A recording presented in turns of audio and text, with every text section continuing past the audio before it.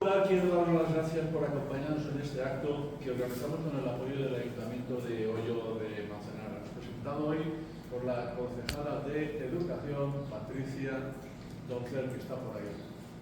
Ahí está, ya lo está. Bueno, hoy presentamos un libro dedicado a un tema de gran interés para la historia de nuestro pueblo, los juicios de residencia en Hoyo de Manzanares entre 1660 y 1730.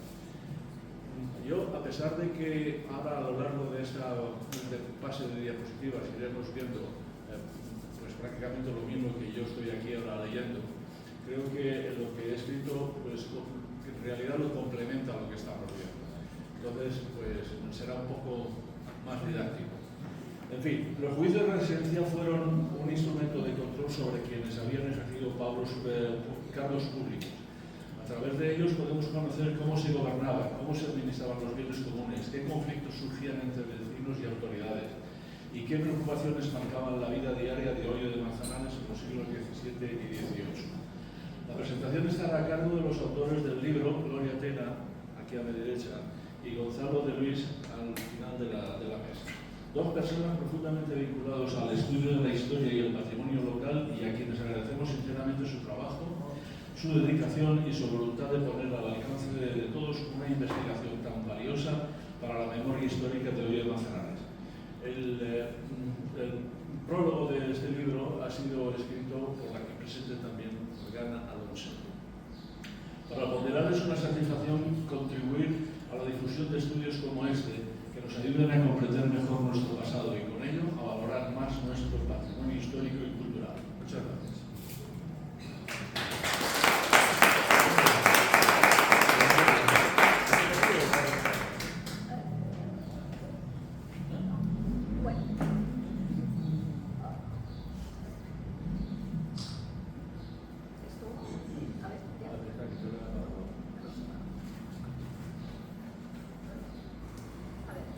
Buenas tardes. Tienes que esperar 3 segundos. Empezar para arriba y 3 segundos. Bueno, buenas tardes. Yo soy Gloria Tena. Hoy tenemos el placer de estar aquí casi todos los que de alguna manera hemos formado parte de este proyecto, que como todos los grandes proyectos, pues ha tenido su tiempo y además ha sido un proceso lento, muy pensado y muy valorado hasta llegar a imprimir el libro. Este trabajo surgió a raíz del proyecto Tavera, allá en 2019, donde recopilamos todos los documentos que había en el archivo de la nobleza de Tavera, en Toledo. Y estos pues afectaban al Real de Manzanares y adquirimos en concreto los que afectaban más a Hoyo, los trajimos para el archivo municipal. Entre este material recopilado pues estaban el hallazgo y los juicios de residencia, que son los verdaderos documentos que eligieron los duques del Infantado y que afectaban a Hoyo. Por eso, bueno, hemos destacado unas publicaciones independientes. Primero hicimos el libro del hallazgo en 2023 y ahora pues los juicios de residencia. Los juicios de residencia que tenemos en el archivo pues eran 10 y era, bueno, como decía Manuel, pues entre los años 1660 y 1730. Y cada dossier de estos juicios contenían más de 100 páginas, entonces había muchísima documentación. Y al ver toda esa cantidad de documentos, pues me llamó la atención y comencé a leerlos. Y me pareció un tema fascinante y que además complementaba el hallazgo, porque era justo el periodo posterior a la construcción del hallazgo, cuando Hoyo pues, ya se regía con su propia corporación municipal, aunque bueno, era un poco ficticio porque luego también pues, los duques eran los que realmente iban controlando a esta corporación a través de los juicios de residencia. De entre todos los juicios de que disponemos, pues hemos elegido para transcribir el primero de todos que teníamos, que era el del año 1660 a 1666. Y bueno, pues esto lo elegimos en especial porque era el primero y porque además era un compendio de muchos años y tenía muchísima información a nivel político y social también. Y de hecho, pues pudimos extraer varios artículos que salieron en Apuntes, en la revista de Apuntes 8, ya salieron un par de artículos sobre los juicios. Y ahora en el libro pues también hemos incluido otro par de artículos sobre el mismo tema. Es que verdaderamente pues este es un tema muy amplio y da para mucha información. En cuanto al contenido de la publicación, pues en primer lugar hemos abierto con un emotivo prólogo, el de Morgana, y aquí hay que prestar atención. A continuación hemos incluido unos pequeños artículos explicativos de los motivos que nos han llevado a hacer el libro y de los criterios de transcripción. Ahí pues damos unas claves para facilitar la lectura, porque evidentemente no es una lectura al uso. Hay que tener en cuenta pues algunos aspectos. Por ejemplo, la transcripción que hemos realizado es mixta, pero hemos respetado al máximo la literalidad y los signos de puntuación, que son muy pocos. Y también hemos mantenido, cuando el final de cada página, pues la palabra termina, está incompleta, está cortada. Media palabra aparece en una página y la media en la siguiente.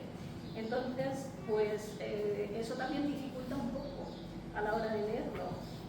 Pero era la forma que tenían para garantizar la continuidad de la página, para que no hubiera errores al maquetar los libros. En la transcripción propiamente dicha, pues hemos indicado el número de página y también la línea que se corresponde con el original, para que se pueda comprobar en el manuscrito y la transcripción.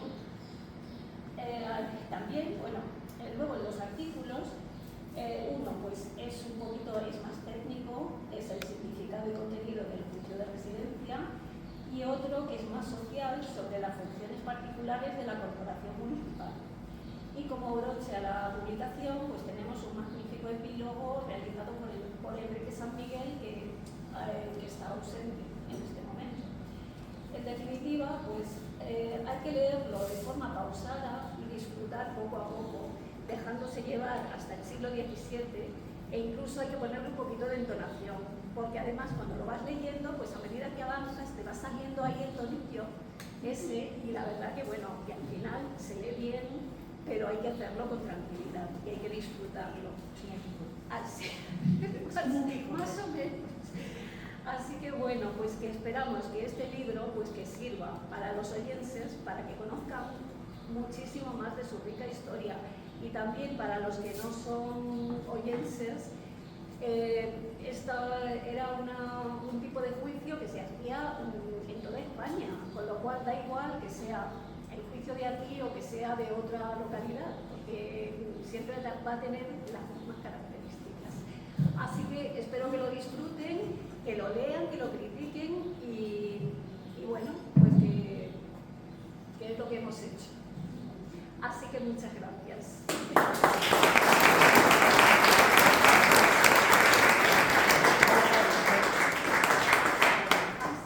¿Ahora?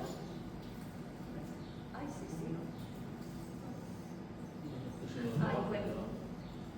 Bueno, como llevamos el orden, entonces ahora Morgana pues va, va a leernos un prólogo. Bueno, va a decir unas palabras. Gracias.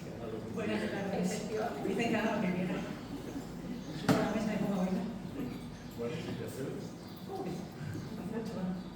Buenas tardes, gracias. Lo primero, bueno, cuando Gloria me dijo de hacer el prólogo, para mí fue un honor. Nos conocemos hace muchos años. De hecho, antes de que existiese el Ponteral de la Sierra, Ponteral de Hoyo, en la asociación, hace más años que eso. Y fue por mera casualidad. Pero mira que bien, hasta aquí llegamos todavía y lo que nos queda. En un proyecto que ella hablaba, no sé si lo preguntéis a un artículo más sobre el archivo de Tavera. El archivo de Tavera está en Toledo. Toledo, una no sé si lo conocen, es el archivo que llamamos de la nobleza. Todos los archivos nobles de España están ahí guardados. Es un periplo ya ir, porque es Toledo, pero es un periplo hacerse con los archivos y con los documentos. Entonces, haber tenido a personas, en este caso para Hoyo, como Gloria, que fue la de Sola, que te dedicaste 100% a traer los documentos, eso es oro. Se lo puedo asegurar, eso es oro. Lo digo como especialista. Yo soy doctora en historia, paleógrafa, que somos como 4 en España, como 4 los locos, que nos gustan las letras antiguas. Eso nos viene bien para leer las notas de los médicos, o sea, si las entendemos. Bueno, el resto no, nosotros te decimos lo que pone el médico. Pero bueno, eso llevó a que, bueno, ella se entusiasmó, empezó a ser como su pasión, para la vocación para muchas cosas. Y bueno, de vez en cuando me pide ayuda, me dice, Morgana, ¿qué estás haciendo? Pues ahora yo a rescate, soy el comodín, si puedo ayudar en algo. Entonces, bueno, con Fabio igual, para hablar de cositas de historia, que empezó con el tema de la historia legal, que le gusta muchísimo. Buenísima, pero sí. Para cada uno lo que quiera. No, cada uno lo que le gusta. Y bueno, hasta aquí hemos llegado. Entonces, cuando he ido publicando progresivamente, en algún momento me han pedido hacer algún artículo, pero por ejemplo en la revista de Ponderal, y como digo, hace unos meses cuando me pidieron hacer el prólogo, pues me sentí muy honrada, porque joder, es un reconocimiento no al trabajo de cada uno, sino bueno, a la amistad, al trabajo, a la dedicación, a la ayuda que uno ofrece, ¿no? Y eso me parece, para mí es una valoración muy bonita y muy emotiva. Entonces les dije que hacía el prólogo, pero que si venía a decir palabras, quería leer. Van a saber por qué, que queda muy bonito. Porque ha salido de aquí. Más allá de esto, lo que decía Gloria, el castellano antiguo, de hecho estamos hablando del siglo XVII, realmente si se dan cuenta estamos hablando del siglo de oro, siglo XVI, XVII. Piensen en esas épocas, por eso he dicho, es como un Quijote. Recuerden ese tonillo de la lectura, eso es lo que van a leer, ¿vale? No hay ningún diálogo ni nada de esto, pero es lo que van a leer. Puede hacerse difícil, pero es recomendable que con paciencia lo vayan haciendo porque van a descubrir muchas cosas. Y además es que es muy bonito, es parte de es parte de una historia y parte de una... Ahora lo vemos como literatura, pero que les va a traer incluso recuerdos de algunas cosas, van a conocer cosas que pensaban que no, que van a ver reflejadas desde hace 300 o 400 años. Y eso es suave. Entonces, luego me apetece mucho. Gracias. Es que es lo mejor que puedo decir, lo que pasa.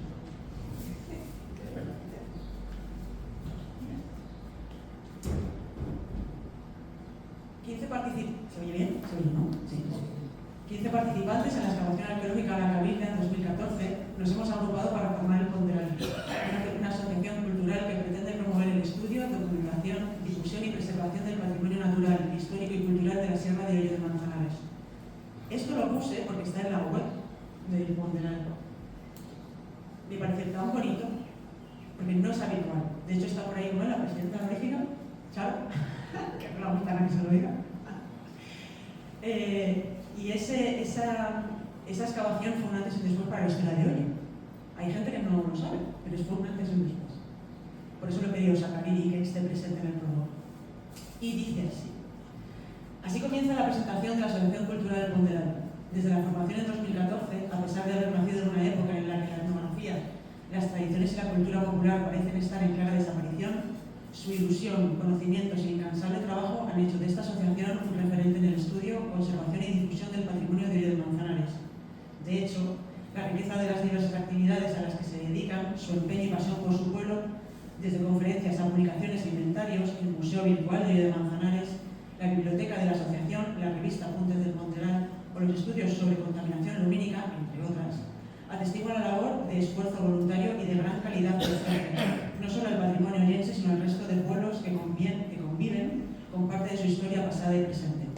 Como no podía ser de otra manera, la presente publicación es un ejemplo de esta labor de recuperación del pasado nada sencilla, de hecho, a cargo de 2 las personas que se comprometieron con el patrimonio documental de Hoyo de Manzanares, Gloria Atena y Gonzalo de Luis.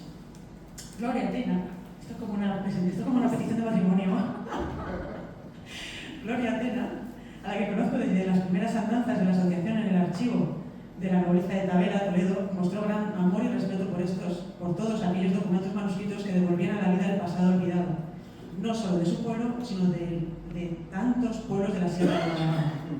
Gracias a su formación en Geografía e Historia por la UNED, es posible que Es posible que la semilla del gusto por la transcripción se plantara entonces para florecer ahora, regada en un ambiente propicio con personas de intereses y pasiones afines. Ella es la mano que transcribe las líneas que van a leer en esta publicación. De Gonzalo de Luis, a que conocí en este mismo proyecto de Toledo, lo primero que recuerdo es su acercamiento a mí para saber más sobre mi formación, sobre la historia de la zona, sobre el arte de la transcripción y de los manuscritos históricos. Si bien es abogado de profesión, comparte esta vocación con la pasión por la historia, lo que le convierte en una fuente de conocimiento legal esencial para poder comprender cómo eran entonces y cómo es ahora, cómo fue el mundo de las leyes hace 500 años y qué ha pervivido hasta nuestros días o en qué ha cambiado. Así, su entendimiento y explicación sobre los juicios de residencia son necesarios para todos aquellos no versados en el tema, por lo que el artículo que aporta es la clave para conocer y disfrutar plenamente este libro. Doy fe, doy fe. Sobre las líneas transcritas que van a leer, es posible que les resulten extrañas o curiosas al acercarse hoy en día a una lengua castellana antigua que utiliza fórmulas y requiebros, palabras que pueden parecer lejanas, arcaicas o perdidas en su significado, pero que realmente conservan el origen de nuestro lenguaje actual. Si prestan atención, se divertirán descubriendo el origen de muchas de nuestras expresiones actuales. Descubrirán otras tantas que no conocían, pero que expresan casi mejor que ahora su significado, reconocerán nombres, apellidos familiares, eso tenganlo presente. Se sorprenderán con la riqueza de un vocabulario y de un tema que en realidad en nuestra propia historia, que aún viven estas letras manuscritas hace cientos de años y que gracias al esfuerzo de la voluntad gratuita de personas como Gloria llegan de nuevo a nosotros. Finalmente, considero que no es menester que hable aquí del contenido de este libro, puesto que los encargados del mismo lo harán perfectamente en las siguientes páginas, al igual que ahora, pero sí hacer el siguiente apunte. En realidad, y como se verá en su lectura, este libro nos recuerda que no hemos cambiado tanto en los últimos 500 o 200 años, que los humanos somos animales de costumbres y a veces solo conseguimos cambiar el nombre de nuestras acciones, pero que en esencia son las mismas. Seamos vigilantes con nosotros mismos, sirva esto de aprendizaje para el futuro. Hasta aquí.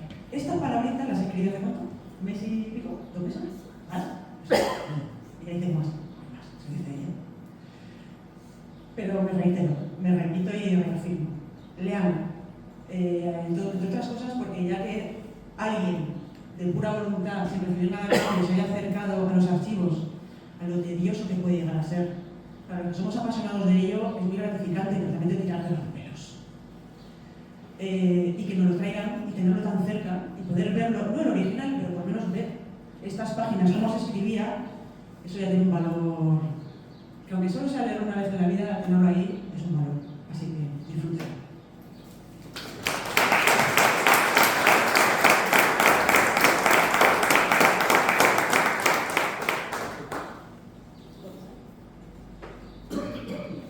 Muchas gracias. Buenas tardes a todos por venir. Muchas gracias antes de nada al Ayuntamiento por la colaboración que siempre nos presta y a Patricia Docel que asiste en representación del mismo y espero que a título particular también. Y gracias porque el Ayuntamiento nos ha acompañado en los distintos consistorios, han acompañado el proyecto del Ponderal y agradecemos ese acompañamiento. Antes decía en broma porque estaba hablando Morgana que es aburridísimo el derecho. Efectivamente el derecho es aburridísimo. Pero nos hace falta. Nos hace falta para entender la historia, primero porque todos vivimos con el derecho. A diario nos enfrentamos al derecho en todas las secciones, administrativas, particulares, tributarias. Y una forma de ver la historia es verla a través del derecho. Por 2 motivos. Porque podemos hacer el equivalente de lo que es ahora con lo que era antes. Y segundo, y lo más importante, por las fuentes. La historia no es lo que ha pasado, es lo que queda en las fuentes. Lo que podemos testimoniar por los escritos, por la oralidad, por la arqueología. Esa es la historia. Si no queda reflejo, no sabemos qué es lo que ha pasado. Hoy es pródigo en historia, porque es pródigo en fuentes. Lo que pasa es que son muchísimas. Y nuestra voluntad es mucho más grande que nuestra capacidad. Hace 20, 20 y tantos años no estaba más que Alberto Clavero investigando. Ahora son muchas las personas, bien a través del Ponderal, bien al margen, no solo en nosotros, que están prestando interés a los archivos. La historia de los pueblos, en concreto de los pueblos de Castilla, tiene 2 bases principales. Toda la historia y todo el papel que han dejado, ¿el qué? El derecho. Todo el reflejo jurídico. Si no, no estaría ahí. Desde los testamentos, hasta las normas, hasta las sanciones. Esa es la reflexión de la historia. Por eso es importante. Entonces hay que, eso que es aburridísimo, que ninguno se entretiene por la noche leyendo una demanda salvo que le afecte, tenemos que aprender a leerlo, porque es nuestra historia, y hacerlo más divertido. Esa ha sido la finalidad que hemos intentado hacer desde el Ponderal. Nuestra voluntad, como digo, es mucho más grande que nuestra capacidad, y nuestra capacidad en dos sentidos: la material, la disposición de tiempo. Todos somos, en el fondo, aficionados y no vivimos de esto, y nuestra capacidad mental e intelectual. No somos profesionales, altos profesionales, aunque muchos tengamos formación histórica, y seguramente se puede sacar muchísimo más partido. Todo lo que hemos hecho hasta ahora con las fuentes antiguas han sido bosquejos de lo que hay que hacer. Solo son bosquejos. Empezamos, Gloria y yo, con un primer trabajo en el Ponderal sobre los testamentos. Sobre los testamentos podemos sacar mucho más que la historia particular del que testó. Si vamos hilando los testamentos del siglo XVIII y XIX, o XVII, XVII y XVIII, sí, podemos hacer casi una historia local. Podemos reconstruirla. Creo que la ley de protección de datos no afectaría, ¿verdad? Y podríamos hablar con absoluta precisión y hacer una biografía, literalmente una biografía de las personas, una detrás de otra. Estamos hablando de los que son naturales de hoy, estaríamos hablando de sus tatarabuelos y lo podríamos hacer. ¿Por qué? Porque se conservan en el ayuntamiento y porque la intencionalidad en esos momentos de hacer testamento todo el mundo lo hacía, aunque no tuviese bienes, aunque fuese para expurgar el alma. Con lo cual soltaban por esa boca, o mejor dicho, por esa pluma, todo lo que tenía necesidad de decir. Luego pasamos, el siguiente proyecto fue el libro que hizo el Ponderal sobre el villazgo, importantísimo. Era algo así como Mutatis Mutandis, nuestra Constitución.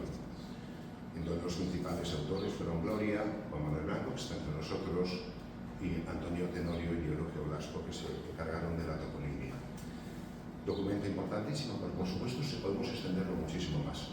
Primario, todo lo que hemos hecho es primario, hay que extenderlo muchísimo más. Son cientos y cientos los documentos que acompañan estos pilares: testamentos, villazgo y, por último, juicios de residencia.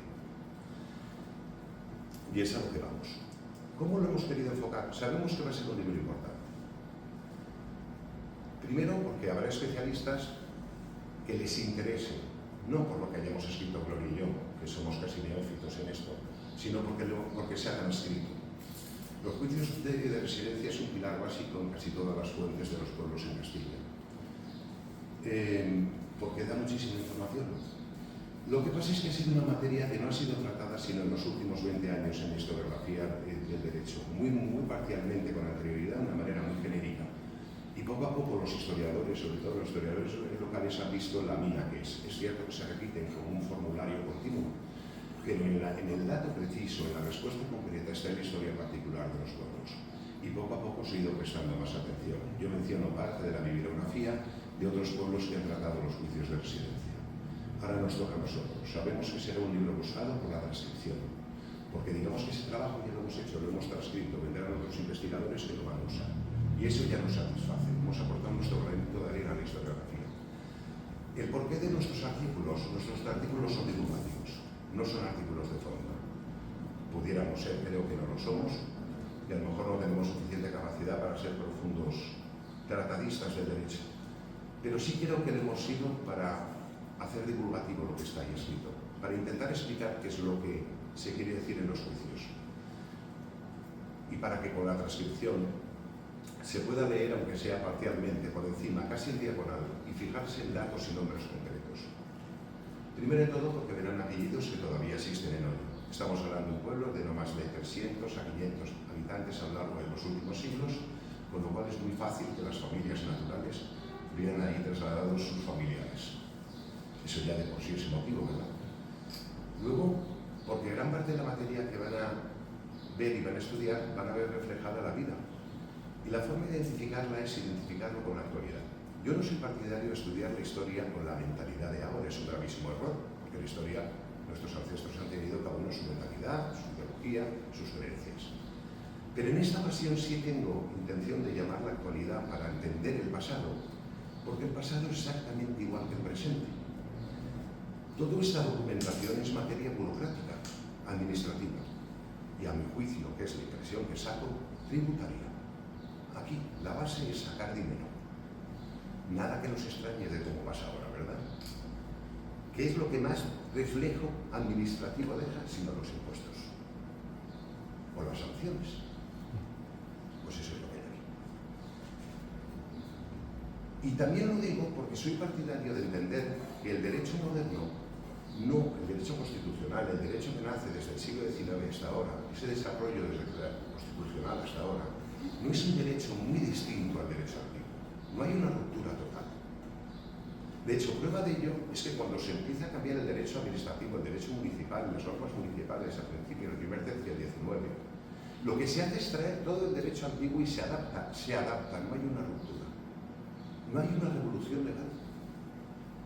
E incluso hay un traslado de nombres. Hay nombres que ahora nos confunden, no utilizamos la palabra regidor, si alcalde, curiosamente antes alcalde se utilizaba una cosa y ahora se usa otra. Pero salvo el cambio de significado de las palabras, verán que las funciones son iguales. Pues claro que son iguales. ¿Cómo se regían nuestros tatarabuelos? Exactamente igual que nosotros. Habría alguien que impartía justicia, alguien que ordenaba, alguien que ejecutaba, habría un policía, habría, ahora cómo llamamos, ordenanzas, BOE, la página web, pues era un pregonero. Todo existía exactamente igual que ahora. Lo que pasa es que la organización social era distinta. Y ahora tenemos una organización que identificamos que hay una igualdad social y democrática, y entonces la sociedad era estamental. Era por estratos. Y había un estrato religioso, había los nobles, había una alta jerarquía, había una incipiente burguesía, y había una clase trabajadora, en nuestro caso campesina, y escasamente industrial. Y así es como se dividía la sociedad. Pero verán cuando lean los juicios y cuando vean nuestros artículos que no es muy distinto, es fácil aproximarse a él, relativamente fácil. Otra forma divertida de hacerlo es con lo que es intentar sacar, y por eso lo hemos sacado en los artículos, tanto Gloria como yo, que es sacar el anecdotario, ¿no? Las cosas más llamativas que tiene, para hacerlo mucho más atractivo. ¿Por qué digo que la finalidad última de todo esto es tributaria?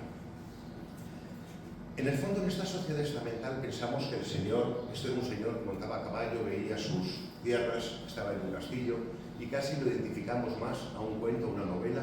No, nada de eso es real. El señor estaba ausente, no existía.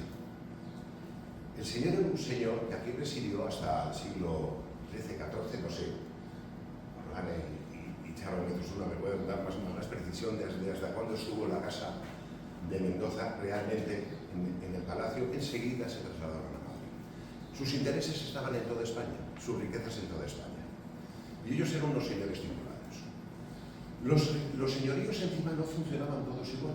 Los señoríos eran una cesión de poder.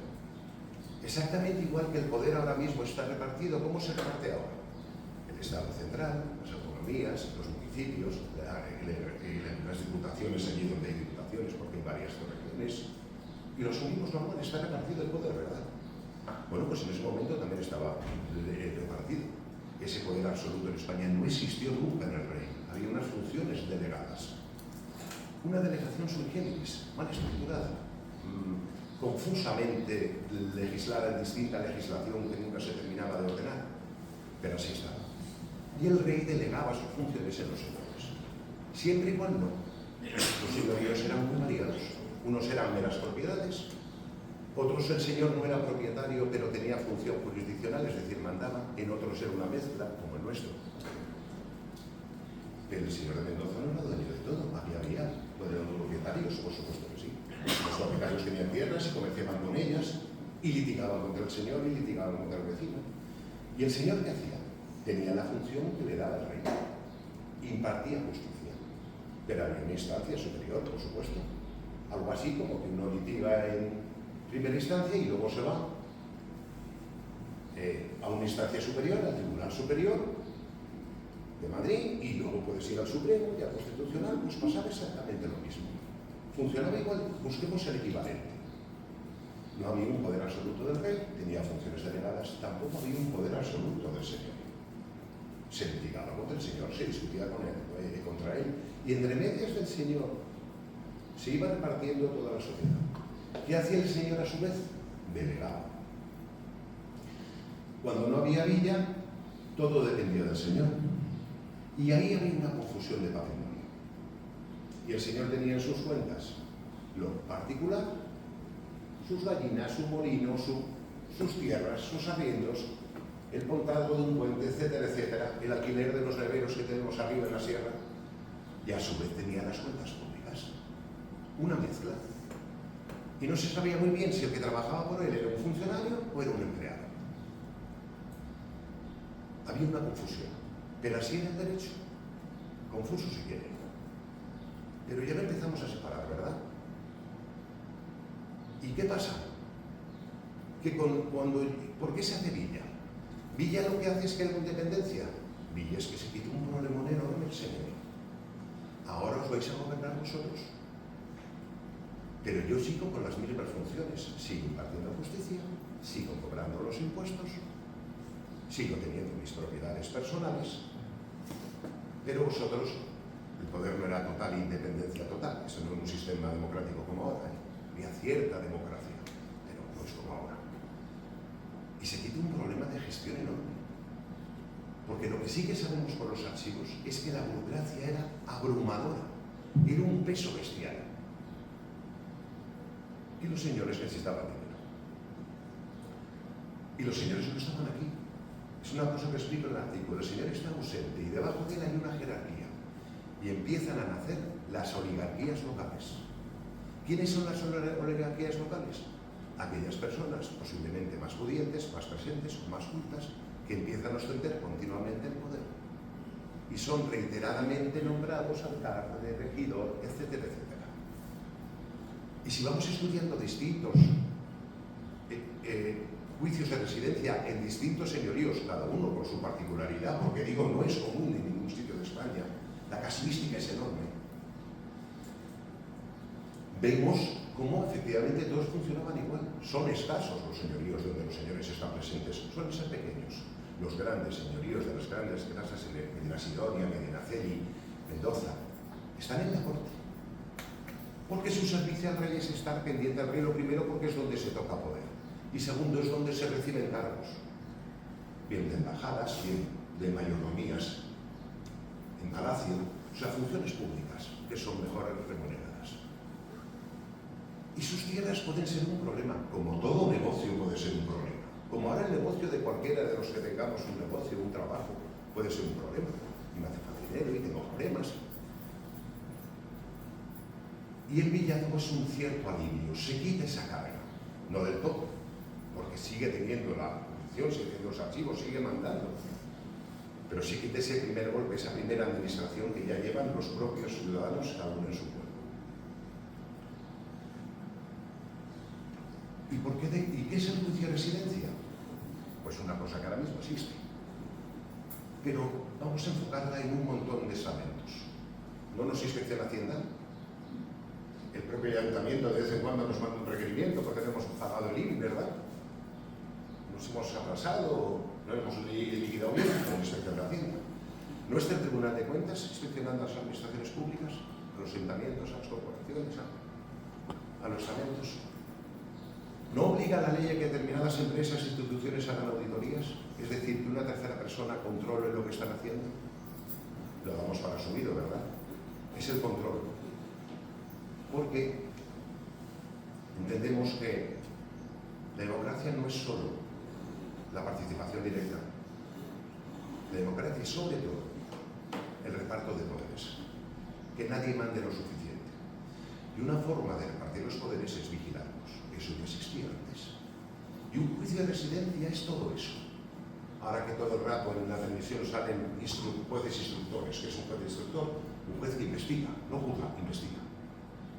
No, ya tenemos inspecciones de Hacienda, jueces instructores, Tribunal de Cuentas, que ¿Qué cantidad de estamento auditorías privadas están para vigilarnos? Es decir, para controlarnos, para saber que hacemos bien las cosas. No vale con que hayamos sido electos, vale con que hagamos bien las cosas. No vale que una sociedad haya nombrado un consejo de administración, la asamblea. No, vale que se audite. Entonces, ¿qué es lo que hacen los reyes? Instituyen, no los reyes, que están desde las partidas, los personeros, una polisemia, porque se utiliza para muchas cosas, la palabra personero, para muchas instituciones jurídicas, pero entre otras se utiliza para los primarios inspectores, por decirlo de una forma. Eso tiene un traslado que ya lo controlamos desde el derecho real, ¿no?, que nace de los reyes, a partir del descubrimiento de América. Los virreinatos mandan en nombre del rey, pero estamos a cientos y miles de kilómetros y no se tarda 12 horas en llegar en vuelo, se tarda 3 meses o 2 o 1. ¿Y qué se hace? Los juicios de residencia. Y lo primero que se instaura, pero además en 1500 son los primeros juicios de residencia. O sea, 8 años después de estar en América, ya se manda que todo virrey tiene que pasar el juicio y de ahí no sale hasta que no te auditen. Que sean más o menos legales, que supieron más o menos bien, es otra cosa, ahí no me meto. Que estuviesen llenos de confabulaciones, que terminase siendo no útiles, es otra cosa. El caso es que existió. ¿Qué hace la nobleza en sus señoríos? Que le han delegado las funciones al rey. Hacer lo mismo que hace el rey. Y trasladar los juicios de residencia al terreno. ¿Y qué es lo que hace? Inspeccionar. Igual que el rey inspecciona los virreinatos. Y entonces, ¿qué es lo que hace? Una especie de mezcla de inspección tributaria, de instrucción criminal, de tribunal de cuentas a los gobernantes, a los alcaldes de ese momento, y hace todo ese mejunje. Y nombra unos señores que se llaman jueces, que van a residir allí donde van a inspeccionar, es decir, van a dormir aquí. El tiempo que estén inspeccionando van a estar aquí, por eso se llaman de residencia. Usted va a estar aquí unos días preguntando y vigilando. ¿Y qué va a hacer? Preguntar. A quien usted diga, tiene plenas facultades, nadie le puede mandar, está por encima de todos, lógico. Por eso también le damos por autoridad, nadie está por encima de él, pues si no, no podría, y se no, trabajar, y hace eso. Entonces inspecciona y pregunta a quien quiere, pide los documentos que le necesite e interroga a los municipios, a los que tienen las funciones municipales. Desde vigilar al ganado hasta los deslindes, a cualquier función que quiera, cualquiera de las funciones, desde el alguacil, el regidor, todos. Y de ahí saca unas conclusiones, que pueden ser varias. Algunas, las más llamativas, el anecdotario, que llamamos, pues alguna causa criminal jugosa.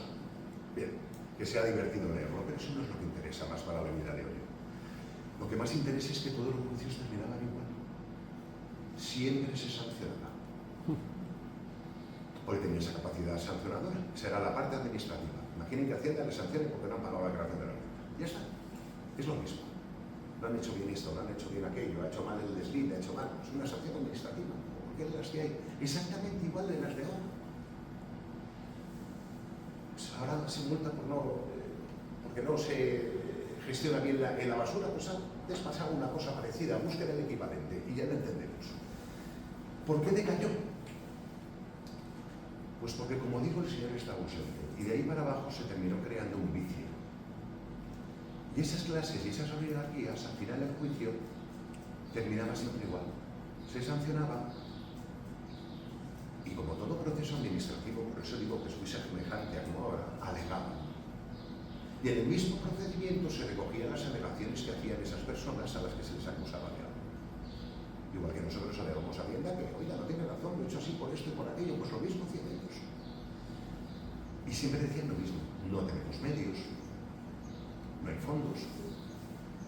¿Cómo quiere que vigilemos aquí los caminos si somos 4 monos?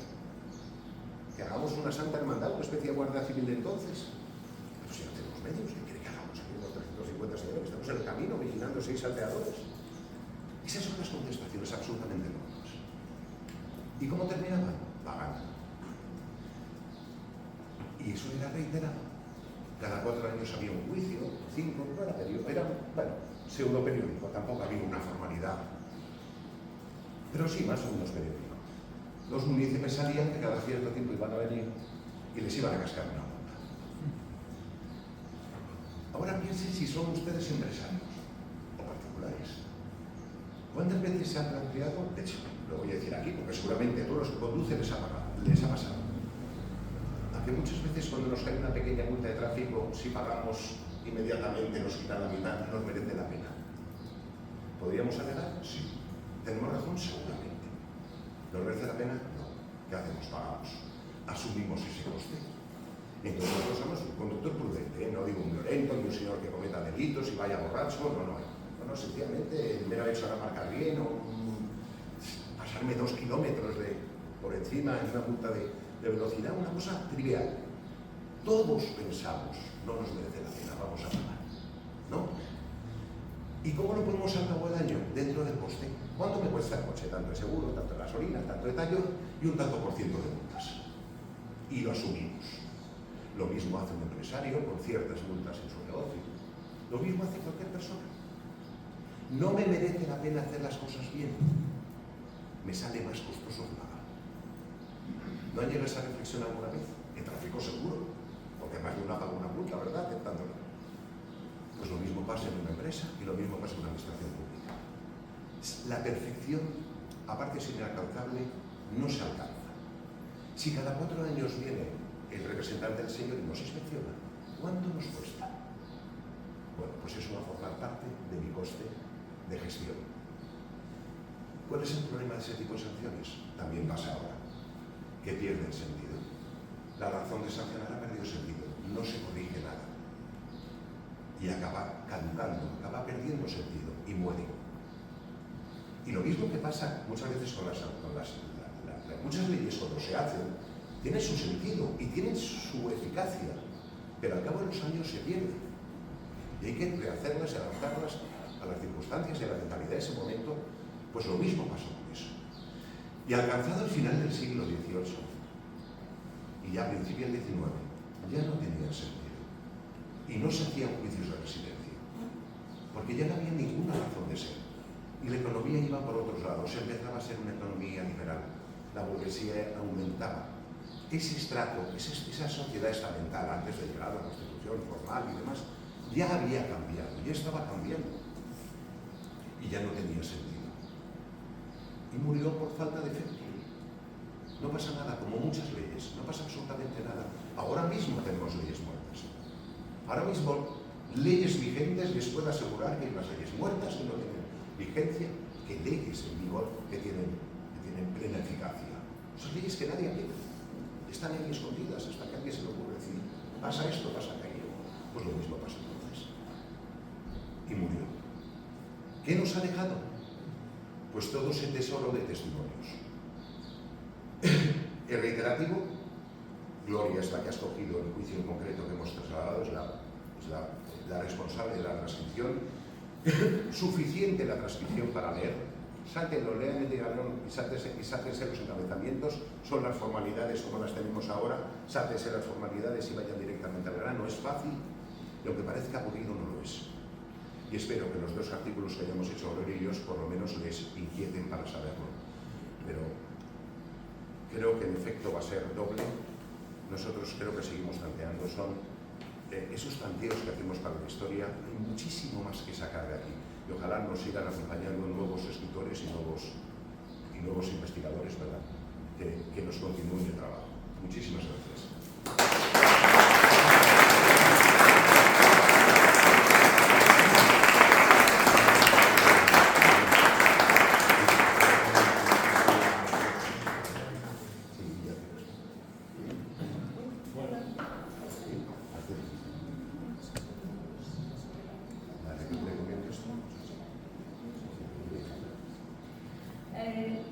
Bueno, quería hacer un comentario sobre el artículo de los alcaldes, regidores y demás corporación. Como Gonzalo ya ha explicado todo el sistema y tal, pues tampoco hay mucho más que contar. Sencillamente les quería decir que este artículo ha salido, yo he leído los 10 juicios de residencia que tenemos. Entonces, como encontré tantísimo material, pues me daba como un poco de pena que eso se quedara ahí en la nada y que no se supiera nada de lo que ponía ahí, porque cada juicio es igual, pero es diferente también. Sobre todo en la cantidad en el anecdotario, más o menos, es donde más diferencia hay. Entonces, pues que sí merece la pena leerlo, porque, claro, hacían unas infracciones flagrantes. O sea, es que ponían a un fiel, como a un ciego, le ponían de fiel para que controlase los pesos y las medidas. Entonces, claro, ese señor no podía desarrollar esa función y siempre lo hacía mal, y todo estaba mal. Entonces a otro pues le meten en la cárcel porque era el único que sabía leer, entonces vio que las cuentas estaban mal y que encima, bueno, que había una entradita que ponía que gastaban muchísimo, todo lo que gastaban los alcaldes y los regidores, pues en comidas, en cenas, en comer y beber, vamos. Entonces, claro, a este pobre señor le meten en la cárcel, incluso tiene que venir el cura de otro pueblo para mediar para que le saquen. Entonces, claro, bueno, todo era tan chocante y había tanto material que dije, no, aquí hay que aprovechar ya y hacer un artículo sobre esto. Y además, bueno, pues que todas estas faltas que cometíamos, al final, pues cuando pagaban la multa, los duques decían que se les consideraba como buenos regidores, merecedores de esos cargos y otros más elevados. Entonces, claro, con eso ya pues era lo que había en el momento. Así que, bueno, pues que ya cuando lo lean ya verán que efectivamente tiene mucho para aprender ahí. Así que, bueno, pues, sí. Bueno, si quieren aplaudir.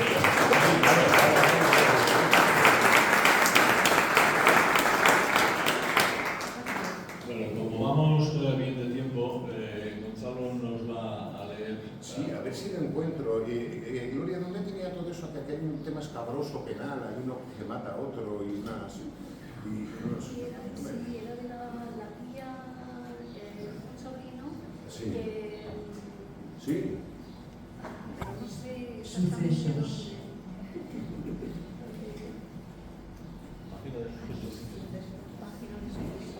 Sí, pues búscalo un momentín, Gloria, voy a hacer una mención. Sí, quería hacer una mención. El libro está cerrado con un epílogo de Enrique San Miguel, catedrático de Historia del Derecho de la Juan Carlos. No ha podido venir, me he disculpado. Iba a venir, lo quería presentar. Viejo compositor mío en el doctorando, pero Historia del Derecho. Él sí se dedica al estudio de la Historia del Derecho y nos ha dado muchas pistas del valor que están teniendo cada vez más los juicios de residencia como documento jurídico, documento histórico. Desde aquí le agradezco en todo caso que el esfuerzo que ha hecho por hacer ese prólogo. Y por último quiero hacer una mención a una persona muy especial, no solo por el libro, que es el diseño del libro. El diseño del Ponderal, de la revista El Ponderal, está hecha por Alfonso Meléndez, que es el último gran tipógrafo, el último tipógrafo clásico. Y desde aquí quiero hacer una mención, no solo de agradecimiento, porque está muy mal de salud y seguimos, aunque ya nos encarga él de la maquetación, sí usamos todo el diseño del Ponderal, sigue siendo el suyo. Y desde aquí quiero hacer una mención para que conste, por supuesto, está reconocido como que el diseño es suyo. Y si encontramos ahí los párrafos donde lo ponemos.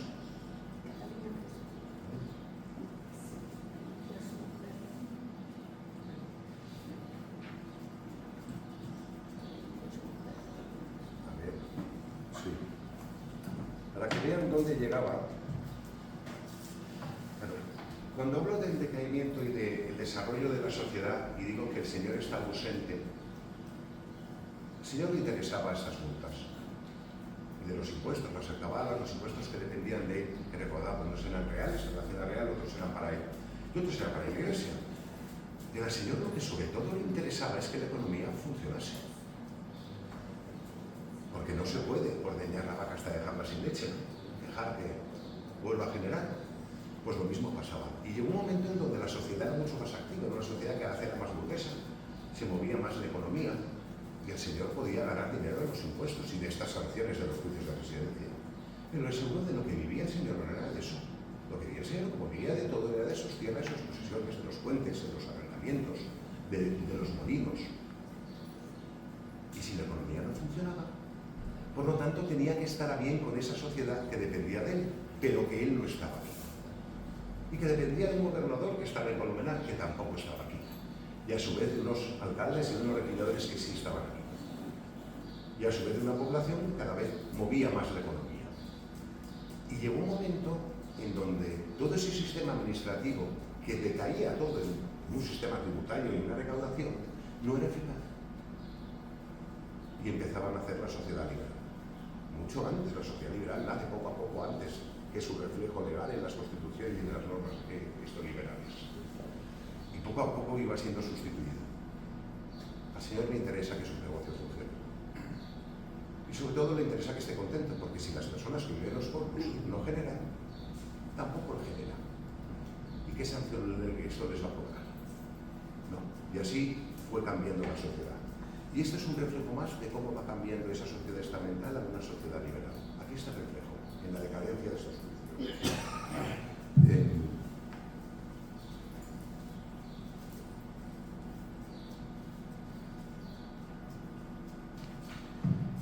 Aunque el propósito general de los juicios era el de controlar los servicios, el uso de bienes comunes y el ejercicio de cargos públicos, no por eso dejaban de ser útiles para averiguaciones de causas pendientes o no resueltas. Así, por ejemplo, el testigo Bartolomé Martín sí se desahogó con un relato concreto y vengador. Denunció que su mujer, Catalina Crespo, había sido vejada por Juan Crespo, sobrino de aquella, y que el alcalde Lorenzo el Rubio no quiso detenerle por tratarse de una pendencia familiar que en familia debía quedar. Este suceso devino en una riña entre dicho Juan Crespo y el hijo de Bartolomé y Catalina, de igual nombre que el padre. Juan Crespo murió al poco, parece que a resultas de los golpes, y el alcalde de nuevo se abstuvo de actuar. De todos estos hechos se abrió un proceso penal, siendo las declaraciones del testigo útiles para la causa pendiente aún de sentencia cuando se firmó el juicio de residencia. Estas cosas las encontramos. Digo esto porque no es lo más mollar son cuestiones administrativas, pero también se utilizaban esas cosas. Imagínense que llegaba toda la ciudadanía, 300, 350 vecinos, y empezaba a preguntar. Imagínense la porquería que salía ahí. Salía de todo, tanto administrativa como familiar, como de todo. Pero después se iba ese señor. ¿Y quién se quedaba? Los que habitaban aquí. Y se descubrió un juicio, pues un crimen, como este que acabamos de relatar, que tiene todos los tintes de violencia de género, de todo, riña familiar, todo. ¿A quién le interesa resolverlo? ¿A los que se quedan aquí? ¿Al Señor? Imagínense cuando llega el expediente del juicio de residencia y llega el gobernador y lee esto. Dice, ¿para qué? Que se quede ahí muerto. Si los propios interesados no lo quieren, que se quede muerto. Y no se olvida de nada. ¿Quién se iba a meter en eso? ¿Se le iban a decir al Señor que era el duque del infantado, la duquesa del infantado, con Palacio en Madrid y mayordomía en Palacio? No iba a llegar a él. Nadie se iba a interesar por eso. Por supuesto había perjudicados. Los más altos, los que para ellos muchas veces en todos los estamentos pensamos que el Señor era una persona instante y lo era, pero a veces era un recurso. A veces el saltarse a la autoridad inmediata que era el alcalde de turno era la justicia. Pero la justicia está lejos, está en Colmenar. La justicia inmediata estaba aquí. ¿Quién era tu vecino? 300 habitantes, imagínense. De instancia superior el gobernador, el señor, de instancia superior ya la Chancillería en Valladolid. La justicia era lejana y la justicia lejana no es justa. Y así se quedaban muertos muchos asuntos. Pero los procedimientos existían las instrucciones, aquí están. Que se quedaban muertos, se lo aseguro, la inmensa mayoría, pues eran administrativos o penales. Eran más o menos justos, era la sociedad entonces. Pero se dan cuenta, no era eficaz, efectivamente, pero su sistema era parecido al nuestro. Ahora tenemos otros nombres, otro tipo de funcionamiento, otra vigilancia, la democracia. Pero la base era la misma, no cambió tanto el derecho. No todo es así, ¿eh? Esto es un ejemplo de lo que sacamos. Como digo, los nombres se repiten y van a ver que son todos nombres, todos los apellidos prácticamente tienen esto reflejo actualmente. Casi todos los procedimientos van a ser más cercanos. Otro interés, está con nosotros Antonio Tenorio, tanto estudiando la topografía de Oyo, está en los nombres. Gran parte de los nombres, y este es un pueblo que conserva los nombres porque hemos conservado el campo y hemos conservado los parajes y hemos cambiado los nombres de las cosas, gran parte de los nombres que usamos a diario, en el campo, en las localizaciones, en los ríos, en los parajes, en los caminos, están en los documentos históricos. Así que llevamos siglos y siglos usándolos. Desde los tratados de Montería, 1350, hasta los juicios, hasta los deslindes que tanto ha tratado Antonio, y los lindes jurisdiccionales, todos los nombres se repiten, algunos han cambiado, algunos se han deformado. Por eso no solo verán apellidos conocidos, sino nombres conocidos, parajes conocidos. Resulta familiar, eso también ayuda a leerlo, por lo menos a los leerlo. Si quieres. ¿Alguna pregunta antes de cerrar la sesión? ¿No? ¿Todos tenéis claro? Aquí, Charo, adelante. Yo quería, en primer lugar, daros las gracias por la iniciativa y por el valor que tiene para los que nos dedicamos a la investigación de la historia. En mi caso, desde otro tipo de herramientas y en otro, no tengo la suerte de poder leer esos textos, por lo cual es muy valioso, porque en ese momento esos datos que aportáis para nosotros son muy importantes y luego confirmaros que los vamos a utilizar. Sí, la verdad que está muy bien que se puedan utilizar, en realidad es el fin de lo que hacemos. Bueno, pues entonces cerramos.